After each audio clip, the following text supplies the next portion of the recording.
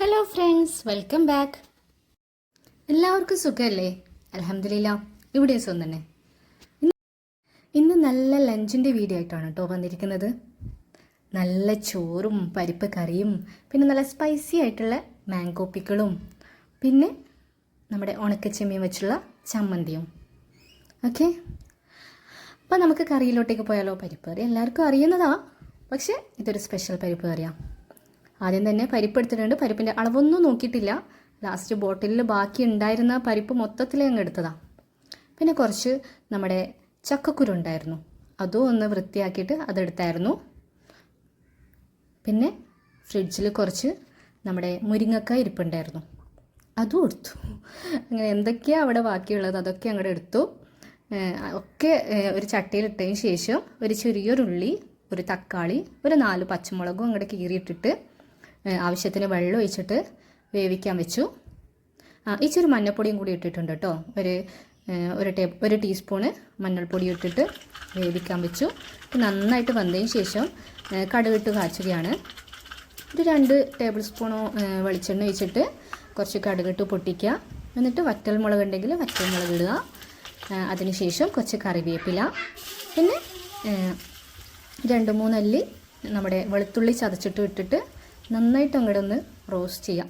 എന്നിട്ട് നമുക്ക് വെളിച്ചെണ്ണയിൽ നമ്മുടെ കറിയിലോട്ടേക്ക് ഒഴിക്കാം കേട്ടോ.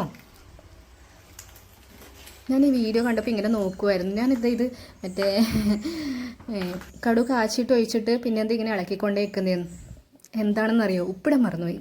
ലാസ്റ്റാണ് ഉപ്പിട്ടത്. അങ്ങനെ ഉപ്പിട്ടിട്ട് നന്നായിട്ടൊന്ന് ഇളക്കിയിട്ട് അങ്ങോട്ട് മൂടി വെച്ചു. അല്ലെങ്കിൽ നമ്മൾ കടുകിട്ട് താളിച്ചതിന് ശേഷം നമ്മുടെ കറിയിലോട്ടേക്ക് ഒഴിച്ചിട്ട് അപ്പാടെ തന്നെ പൊത്തി വെച്ചാൽ മതി. ആ സ്മെല്ല് എവിടെയും പോയില്ല. നല്ല ഇങ്ങനെ തുറക്കുമ്പോൾ തന്നെ നല്ല മണമായിരിക്കും, അടിപൊളിയായിരിക്കും കേട്ടോ. അപ്പോൾ നമ്മുടെ കറി റെഡി ആയിട്ടുണ്ട്. ഇനി നമുക്ക് ചമ്മന്തിയിലോട്ടേക്ക് പോവാം. ആദ്യം ഈ ചെമ്മീനൊന്ന് വറുത്തെടുക്കുക കേട്ടോ. വറുത്തെടുത്തിട്ട് അതിൻ്റെ തലഭാഗം അങ്ങോട്ട് കളയാം.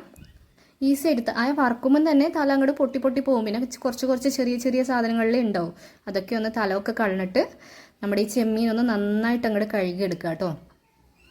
പിന്നെ ചെറിയ ഉള്ളി തീർന്നു, ഇനി 3 പീസേ ഉണ്ടായിരുന്നുള്ളൂ. അതുകൊണ്ട് അതും കൂടി എടുത്തു. പിന്നെ കുറച്ച് വെളുത്തുള്ളി, പിന്നെ വറ്റൽമുളക്, കുറച്ച് കറിവേപ്പില, പിന്നെ ഒരു മാങ്ങയുണ്ട് കേട്ടോ. ഒരു ചെറിയൊരു മാങ്ങയാണ്, പക്ഷെ നല്ല പുളിയത്.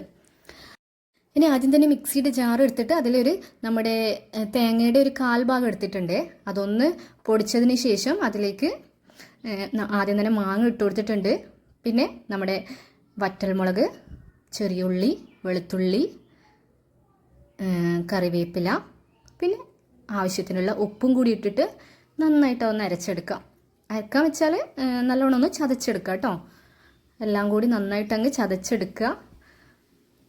അതിന് ശേഷമാണ് ചെമ്മീൻ ചേർക്കുന്നത്. ബാക്കി അല്ലാതെ ഇങ്ങനെ ഒന്ന് പൊടിച്ചെടുത്തതിന് ശേഷമാണ് ചെമ്മീൻ എടുക്കുന്നത്. എന്നിട്ട് ചെമ്മീനും കൂടി നന്നായിട്ട് അങ്ങോട്ടൊന്നും പൊടിച്ചെടുക്കുക. ഇത് നമ്മുടെ ചമ്മന്തി ഇവിടെ റെഡിയായി.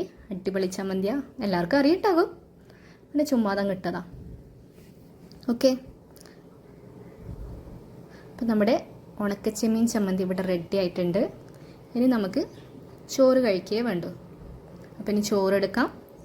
അതിനുശേഷം നമ്മുടെ മുരിങ്ങക്ക, ചക്കക്കുരു, പരിപ്പ് കറി എടുക്കാം.